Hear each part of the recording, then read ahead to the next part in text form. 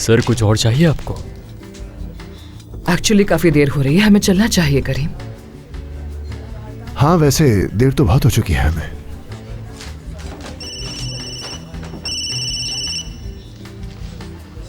Hello Farooq साहब, आपको जल्दी यहाँ आना होगा।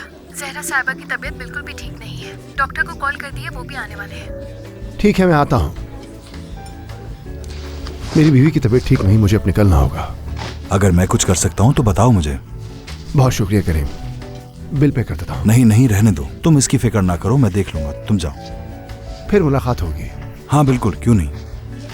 हाँ फारूक, मुझे खबर कर देना घर जाकर जो भी हो। ठीक है, गुड नाइट।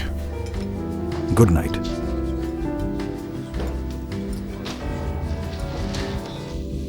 तुम इस तरह क्यों बैठी हुई थी सादिया? घर पर जो कुछ भी हुआ वो यहां डिनर पर आने से पहले वहीं छोड़कर आना चाहिए था।